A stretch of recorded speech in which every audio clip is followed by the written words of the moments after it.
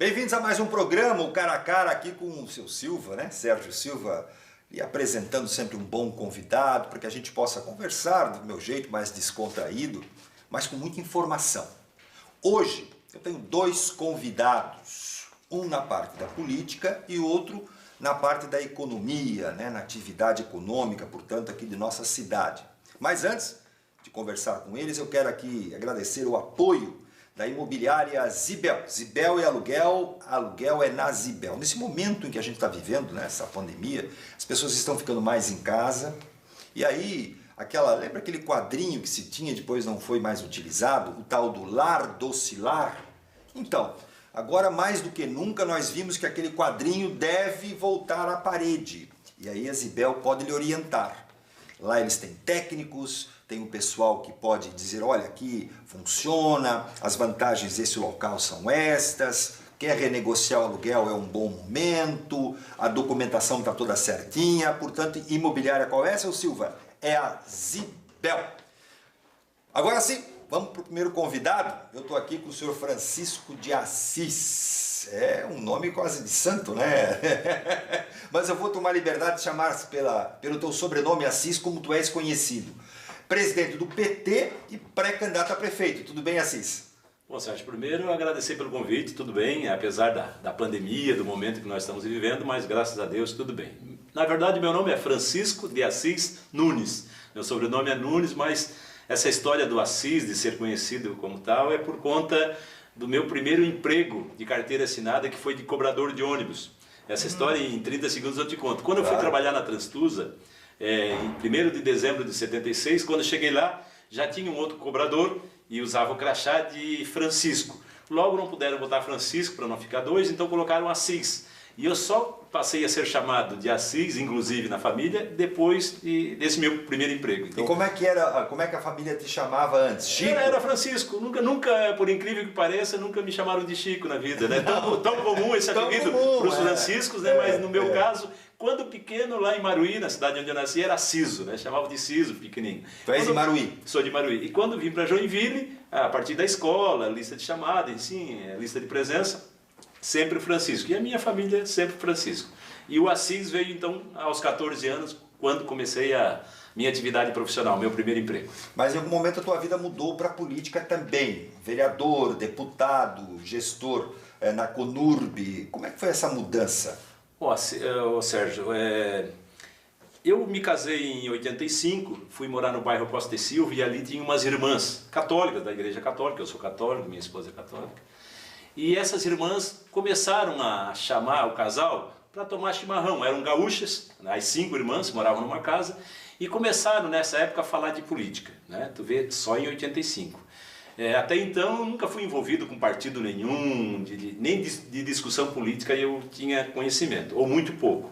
A minha vida era de casa para o trabalho para casa, final de semana na casa dos meus pais, do meu sogro. E essas irmãs começaram a abrir a minha cabeça, né, sobre a importância que era um bom cristão, um bom católico, estar participando também da vida social das pessoas. E o primeiro chimarrão na casa dessas irmãs foi para discutir um pouquinho a associação de moradores. E nós formamos em seguida no bairro Costa e Silva a Associação de Moradores Rui Barbosa. E eu fui o presidente, articulado por essas irmãs e alguns amigos, me elegeram presidente dessa Associação de Moradores. Nesse mesmo tempo eu faço vestibular e começo a cursar economia na Univille. Na época era FURJ ainda, você lembra disso? E coincidiu de um pouco da faculdade, com aquilo que eu ouvia na comunidade, a presidência da Associação de Moradores, e começo a descobrir os partidos políticos e me identifiquei com o Partido dos Trabalhadores na época, né? E comecei a vir nas reuniões, já em seguida, a partir de 86, e em 88 fiz a primeira campanha, né? E o meu candidato na época foi o João Facchini, que acabou sendo eleito. Sim. Foi o primeiro vereador do PT em Joinville. Em seguida fui trabalhar com ele, fui assessor do João Facchini. E depois o resto da história, eu acho que em 2 minutos posso contar como você perguntou. Daí fui candidato em 92, me elegi vereador em 96. Em 98 fui eleito deputado estadual, fiz mais de 20 mil votos só em Joinville naquela oportunidade. O que já era muita coisa para a época, fazer 20 mil votos. Tanto é hoje que significa quase 30 mil votos, se a gente pegar essa relação entre o número de eleitores da época com os eleitores agora. Eu fui um dos mais votados, inclusive, da época. Aliás, de Joinville, só chegou na minha frente o Nilson Gonçalves, que tinha toda uma estrutura de programa de rádio, televisão, enfim, que era difícil realmente. E, enfim, 4 anos depois fui reeleito com mais de 30 mil, daí passou de 20 mil para 30 e poucos mil votos. E as últimas 2 eleições para deputado federal eu participei em seguida, que foram 2008 e 2012. Não tive sucesso, mas tive uma experiência curta. O deputado Pedro Kizai se afastou, né, por um período, e eu cheguei a assumir a Câmara Federal, fiquei lá por 4 meses, no ano de 2014, que foi algo muito positivo para mim, achei uma experiência muito legal. Muito bem. Além disso, fui presidente aqui da CONURB, no governo do Carlito, durante um período, e antes tinha sido secretário de turismo no município de Itapema, onde o prefeito lá era um amigo meu antigo, do PT, o Sabino Bussanello, e por conta também da minha formação, porque durante o meu mandato de deputado estadual eu fiz uma nova faculdade na área de gestão pública, né, na UNC, Universidade do Contestado, e isso me ajudou também nessa formação e no meu trabalho, no desenvolvimento desses trabalhos no executivo. E hoje, tu é pré-candidato pelo PT a prefeito e também acumula aí a função de presidente do partido. Mas as pessoas que estão nos acompanhando em casa devem estar se perguntando se o Carlito abandonou o PT, o Carlito será candidato a vereador. Como é que está a questão do Carlito, já que você está sendo apresentado, parece-me que de forma definitiva, né? Bom, Sérgio, definitivo só na convenção. Então, por enquanto, a gente está na condição de pré-candidato. Mas essa discussão do nome do PT e da própria presidência do partido começou o ano passado, onde o partido fez um trabalho muito bacana, que foi de unir todas as correntes internas do PT. Nós fomos eleitos praticamente por quase unanimidade, não foi porque teve um outro companheiro que também se colocou à disposição, mas a grande maioria, a imensa maioria do PT, naquele momento, decidiu pela nossa eleição para presidente. Em seguida, o PT daí fechou questão, né, todo o partido daí sem nenhuma divergência, com apoio total em relação ao nosso nome para a candidatura a prefeito. E o Carlito, nesse processo todo, tem dito o seguinte: ele não tem interesse de participar, mas ele quer estar à frente. E nesse de estar à frente, ele assumiu a coordenação política do GTE em Joinville. O GTE é o grupo de trabalho eleitoral que o PT tem. A preparação para preparar os pré-candidatos, preparar a campanha, plano de governo, uma série de questões, e o Carlito está à frente desse GTE. Assim como está ajudando também o Décio Lima, o nosso presidente estadual, e a direção então, eu posso estadual. dizer que ele é o teu coordenador de campanha?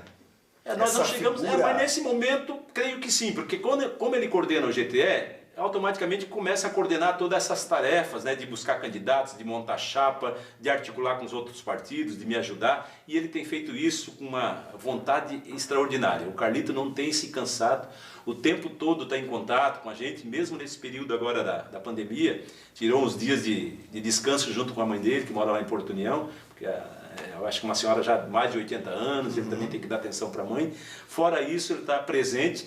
Nesses momentos agora, a gente tem feito reuniões via internet. Eu acho que é a maneira mais segura de a gente se encontrar. Mas, com certeza, o Carlito está super afim, está animado de participar desse processo, mesmo na retaguarda, ajudando. Até com a experiência que ele tem, né? Vocês foram deputados juntos, ele acabou sendo prefeito, vereador. Então, o Carlito tem uma longa trajetória, uma bela trajetória, e só tem a somar nesse processo. Assis, o PT em Joinville sofreu um desgaste muito grande, a ponto de, na última eleição, nenhum vereador ser eleito, não é? E com isso, o cenário nacional foi trazido para a eleição municipal, houve uma discussão envolvendo também a política nacional, e claro que vocês foram atingidos duramente, né? Dá para levantar o PT aqui em Joinville, Assis, a ponto de pensarem, olha, realmente nós vamos poder disputar para chegar, ou vocês estão, desculpe a sinceridade, né, marcando ponto, né? Estão apenas colocando, olha, nós vamos disputar para fazer vereador? Não, Sérgio, a criminalização da política, a discussão dos partidos políticos, eu acho que o PT e todos os partidos, de certa forma, foram atingidos. Porque existe uma aversão à política, esse é o sentimento que a gente tem. Quando a população decide escolher Bolsonaro, isso não era fazer política. O que era o PSL naquele momento? Não sei se tu concorda. Não existia. Não existia. Então é uma aversão à política de todos os partidos. E o PT talvez tenha, o que mais sofreu, talvez tenha sido o PT, porque a descarga de raiva, de ódio, parecia ser apenas contra o PT. E muita gente que hoje se penitencia por conta de ter dado o voto no Bolsonaro, fica pensando, pô, mas por que isso, né? Por que eu acabei fazendo isso? Então, eu penso que o PT sofreu bastante, concordo contigo.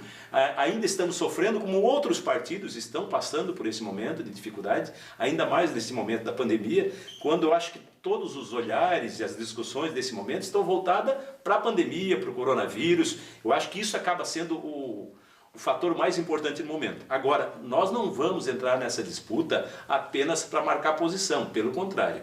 Quando eu te falava já num outro programa que tu me entrevistou rádio, na rádio, também lá na Rádio Jovem Pan News. Isso, só para fazer propaganda como eu fiz de lá aqui, né? É lá às segundas e quintas-feiras, das 10h30 da manhã até, aliás, das 10 da manhã até as 11 horas, 1250 kHz. Lá eu também falo que o programa aqui... Bem lembrado, é por isso que eu fiz questão de quarta e sexta-feira. Aquilo que eu te falei lá é o que eu quero também trazer para o teu público aqui.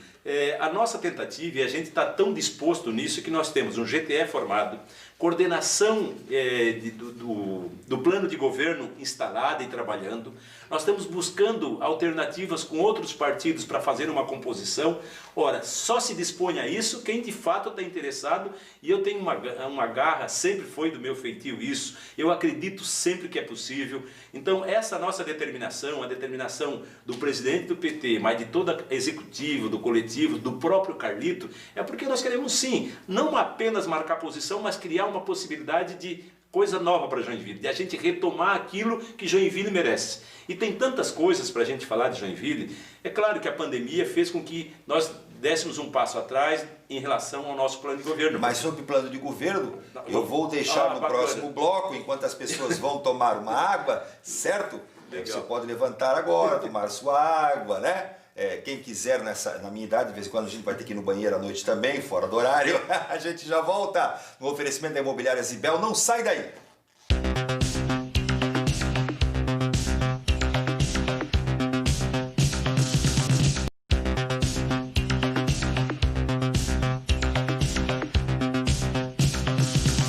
Já estamos de volta aqui com o nosso programa Cara a Cara com Sérgio Silva, no oferecimento da Imobiliária Zibel, Zibel aluguel na Zibel. Tu estava me dizendo aqui no bloco, no intervalo, que tu tens um amigo lá na Zibel. Cara, eu quero mandar um abraço pro Paulo, Sérgio. O Paulo é o comandante da Zibel lá, né? E um amigo de longa data, já fizemos negócio, já aluguei casa com ele, então um grande abraço pro Paulo aí. E o reconhecimento meu da imobiliária, né, pela forma como eles fazem o trabalho, muito sério em Joinville, então... Parabéns a você por ter esse apoio deles aqui, eu acho muito bacana. O Rui tem uma relação conosco já. Eu tenho uma relação com o Rui também. E um detalhe, né? Os dois são apolíticos. De vez em quando falam, olha, Sérgio, eu levo mais informação para eles do que eles me trazem informação. São meus amigos também. Vamos continuar aqui a conversa. No bloco anterior, nós fazíamos uma pré-avaliação, né, do cenário que o PT aqui em Joinville está vivendo, mas ainda com reflexos evidentes do PT a nível nacional. Assis, como o PT já passou pela prefeitura, né, o Carlito teve lá 4 anos, e não se reelegeu, porque houve aí um detalhe eleitoral, né, eu entendo injusto, né, vocês sabem que eu não tenho nenhuma predileção por A, por B ou por C, mas como jornalista, à época o Carlito foi, como agente público para disputar, foi realmente prejudicado, porque o nome dele foi cassado, entre aspas, foi dito isso tudo que aconteceu, né, em véspera de eleição, e na prática depois foi dito que não era assim. Então, como o Carlito acabou não se reelegendo, mas muitas pessoas disseram, não, mas foi um bom governo, outros não tanto. O que vai mudar se você for o prefeito de Joinville, ou você vai continuar com o estilo que o Carlito tinha? Bom, Sérgio, a questão de estilo é muito pessoal, né? Agora o importante é uma marca. Eu acho que um governo que se presta tem que governar para todos e com todos, ou pelo menos com uma grande maioria. Neste momento que nós estamos vivendo, eu acho que uma das grandes questões que estão colocadas para nós é voltar à geração de emprego, porque vai ter muita gente desempregada, muita gente. E hoje tu entrevistavas também o Raulino, eu acho que ele falou um pouquinho da área do turismo, como vai ser afetada, da cultura, enfim. Então, retomar o turismo, cuidar da saúde, porque a saúde vai ser um outro momento. Daqui para frente os cuidados vão ser outros. Porque a pandemia não acaba agora, final do ano, ela vai persistir e, portanto, o novo governo vai ter que conviver com isso. Então, um governo de Joinville, maior cidade do estado, tem que estar preocupado com essa questão da saúde, da mobilidade urbana, que eu adiantava um pouquinho para ti, mas por que também falo da infraestrutura, mobilidade urbana, como tudo um pouco junto? Mobilidade urbana porque nós já temos um gargalo em Joinville. As ruas no horário de pico elas estão bastante congestionadas e é uma reclamação muito grande da nossa sociedade. Sem dúvida. Então, num novo momento, que eu parto do pressuposto que o transporte coletivo, afetado como está sendo, inclusive sem poder nesse momento estar circulando, mas a hora que voltar, com muita gente receosa de estar andando no ônibus lotado, vai preferir o quê? Andar com a sua bike, com a sua motocicleta, com o seu patinete elétrico, com o seu carro. Ou seja, a tendência é nós termos um congestionamento ainda mais na nossa cidade. Piora, não melhora. Vai piorar. Logo, o novo governo de Joinville, que começa em janeiro do ano que vem, a gente pretende estar à frente desse governo, caso confirme a nossa candidatura, caso confirme a nossa eleição, é começar a planejar essa nova cidade, esse novo momento que a gente vai estar vivendo. Sobre a questão do desemprego, do emprego, que eu acho que é importante para a vida de todos nós, é discutir não apenas uma proposta da cabeça do Assis ou do PT, mas é juntar quem produz nessa cidade, chamar as entidades empresariais, o CDL, a Jorpem, a CIG, enfim, para junto discutirmos saídas. Porque esse problema não é um problema só de um prefeito, só de um governador ou do presidente da República. Esse governo envolve muita gente. E não existe emprego se a classe empresarial não for chamada para ouvir e tentar, junto com o governo, buscar essas soluções. Mas aí não tem uma dicotomia?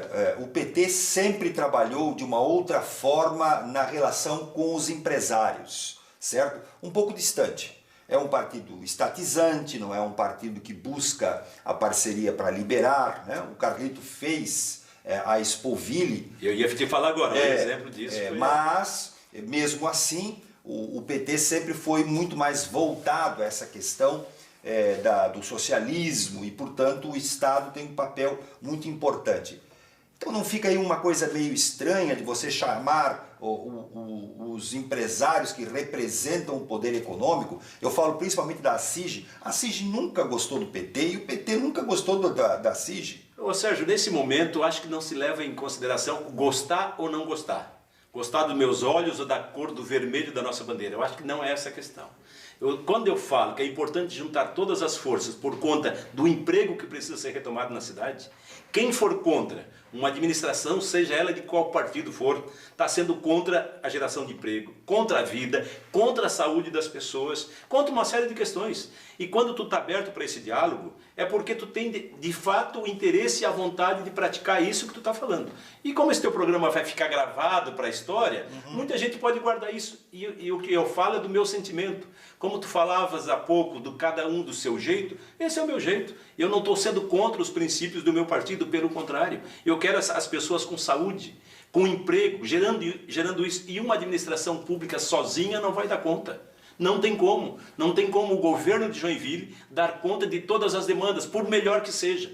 Então, quando tu aponta a saúde como uma área estratégica, que tem que cuidar do teu povo, melhorando a qualidade da saúde no teu município, quando tu aponta que tu tem que melhorar a ciclovia e a forma disso girar em Joinville, da mobilidade urbana, da infraestrutura, é porque tem coisas, tem desafios que pertencem no âmbito local. Tem outras questões, como a geração de emprego, o município por si só não consegue dar conta. Se tu não chamar essas entidades para conversar e discutir junto um projeto para esse momento da pandemia que a gente vive, tu não vai conseguir sair disso. E hoje eu não vi toda a entrevista que tu fizeste com o Raulino, mas com certeza ele deve ter te colocado a dificuldade que este setor especialmente vai ter daqui para frente. Todos. Como é que as pessoas vão dar de ônibus? Como é que vão viajar? Como é que as pessoas vão vir para Joinville, ocupar os nossos hotéis, ir nos nossos restaurantes? Você falou da questão do ônibus, né?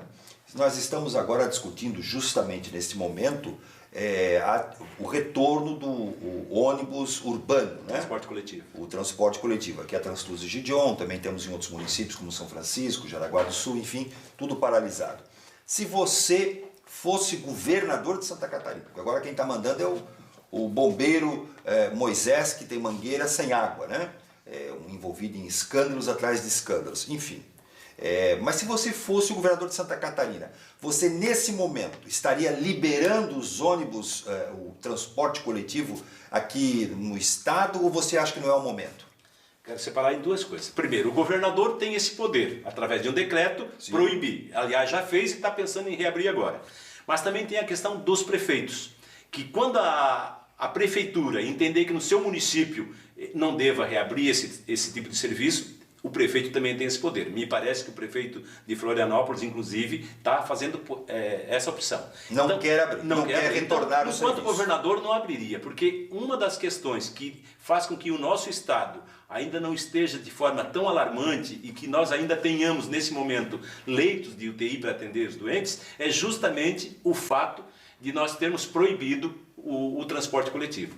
Porque um dos meios que mais contamina, e isso não sou eu que estou falando, mas ouvindo os especialistas, as pessoas que estudam isso, diz que o transporte coletivo e sala de aula são dois locais que mais podem contaminar. Ora, se o nosso estado proibiu isso e nós conseguimos manter um nível de pessoas, contenção, uma contenção e menos pessoas internadas e menos pessoas mortas, são mais de 70 hoje no estado, mas mesmo assim, considerando a média nacional, nós estamos ainda relativamente bem, graças a essas medidas que foram tomadas lá atrás. Reabrir agora eu acho um risco muito grande. Vou fazer com certeza não reabriria nunca. Aqui em Joinville, se você fosse prefeito, deixa como está parado. Deixa mais tempo. Joinville já tem 10 mortes.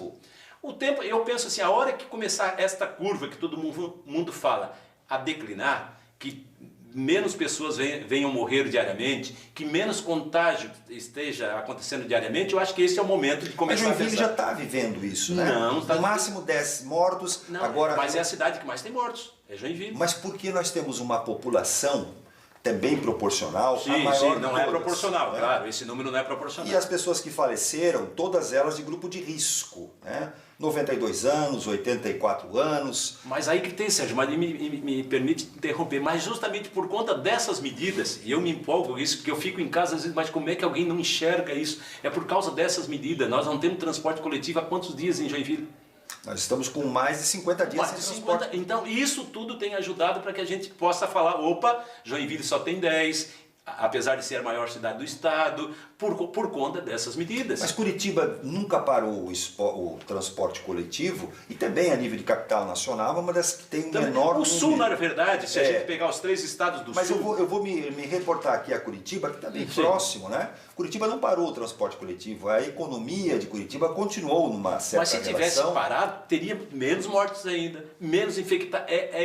Esse aspecto que é importante a gente estar discutindo. Se a gente levar sempre em consideração, mas tal lugar, mas se não tivesse feito nada, esse número seria maior, e só tem esse número por conta das ações que foram feitas. Joinville não é diferente. Quando decidiram todo mundo usar máscara aqui em Joinville, isso também retraiu, fez com que menos pessoas ficassem infectadas. Nós estamos usando máscara, mas evidentemente... Só tiramos agora. Porque a gente está com uma distância também devidamente planejada, né? Mas se não, tanto eu quanto o Assis chegou aqui na televisão já de máscara, só para fazer o registro. Beleza, obrigado, Sérgio. Então, assim, eu, enquanto prefeito de Joinville, eu acho que quanto mais restritivo for neste momento, mais seguro é. Eu disse e quero retornar a falar, o mais importante neste momento, sem sombra de dúvida, é a vida das pessoas. Porque eu trabalho com turismo, tenho a minha van executiva, que eu falei para ti, eu dirijo, e estou há 2 meses sem fazer uma única viagem. Mas tudo isso vai passar lá na frente, então eu quero estar vivo para poder dirigir de novo. Porque se eu morrer, a minha van vai ficar ali. Agora, eu não tenho como retornar à vida. Então, cada um que está assistindo, cada família dessa que perdeu um ente querido aqui em Joinville, não vai ter mais a volta dessas pessoas. As suas empresas vão continuar. Seu CNPJ, né, se num determinado momento fechar, pode recuar. Mas muitas empresas também morrer. Mas... E aí é claro que também nós vamos ter um impacto social tremendo. Por isso que eu te falei, nessa retomada precisa envolver todos os setores, né? O setor público e o privado juntos. Se não fizer isso, Sérgio, a gente não vai conseguir de fato retomar esses empregos. Então, quando falo e se eleito for, chamar essa classe empresarial, o setor comercial, para discutir alternativas para Joinville, é porque é necessário. Muito bem. Porque é necessário. Assis, nosso tempo esgotou, foi rápido a conversa, rápido. foi meia hora, passou rápido, né?